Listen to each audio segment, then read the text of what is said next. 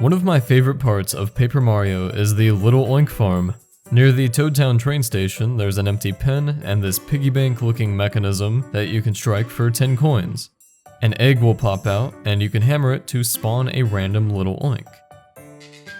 According to this toad, there are 10 different types, ranging from your typical pink pig to a shiny golden one. First thing we need to clear up is whether or not they are little hyphen oinks or little space oinks. Goombario includes the hyphen with his tattle. This toad can't make up his mind. The sign suggests using a space? Okay, clearly the developers couldn't decide, so I'll leave that up to you guys. Anyway, the point of this, aside from completing your very own cute collection of little oinks, is to obtain rare items. Once 10 little oinks are in the pen, the next egg you hatch will cause the pen to become too crowded, meaning the oldest little oink will scurry off and leave you a present. The item is entirely dependent on the little oink's type. From there, you have two options. You can hurry into the pen and grab the item, which will scare all the other little oinks away, or you can choose to ignore it, since maybe one of your other pigs would leave you something better. In other words, it's at least 110 coins for one simple item. Not the greatest deal, is it? Here is a list of each little oink type and the respective item, and thanks to JDAster, we have data on the percent chance to hatch each breed.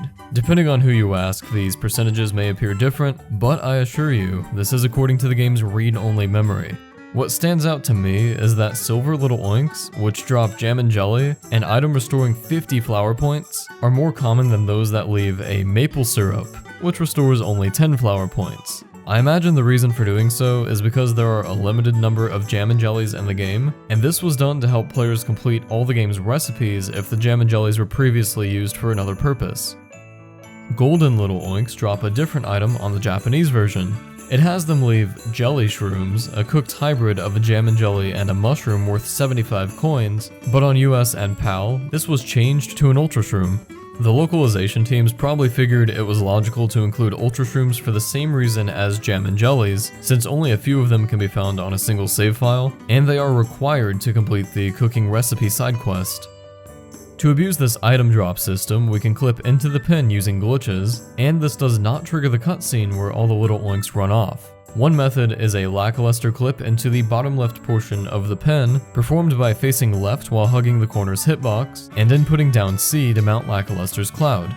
This is surprisingly precise compared to most lackluster clips, so you can also perform this effectively on the top left corner, but lackluster is not a requirement for clipping into the pen.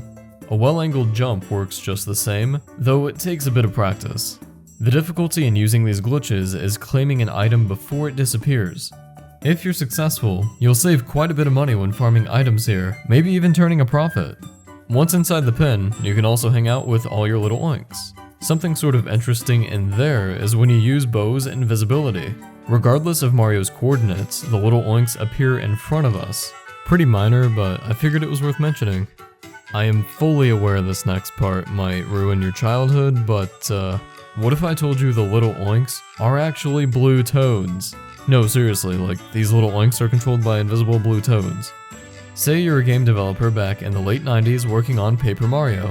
Implementing a movement system for these little oinks might be surprisingly challenging or waste of valuable space, so you map them to a pre-existing object that already works. In this case, the blue toads found in Toad Town.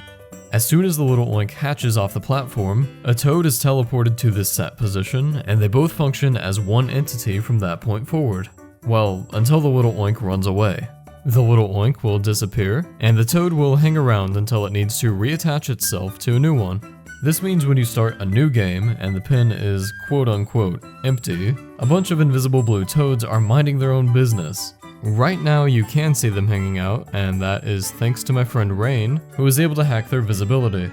I don't know why, I just really enjoy when all the little oinks run away and the toads end up crowded together wondering what they're supposed to be doing.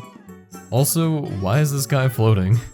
When you take the train back from Mount Rugged, you can see all the little oinks and toads are aligned, and that is simply where all the toads will spawn as soon as you enter the room. I thought all this was really cool and worth sharing. If you enjoyed the video, leave a like, subscribe, and be sure to support Rain and Move Mario Paper for helping find this and helping me get footage of the blue toads. And a quick shout out to JD Aster for the Lil Oink percentages. And last but not least, make sure you go check out Thunder Scott, Michelle Heafy, and 8-Bit Brigadier for making this Toad Town music cover. All links will be in the description, as well as links to my stuff.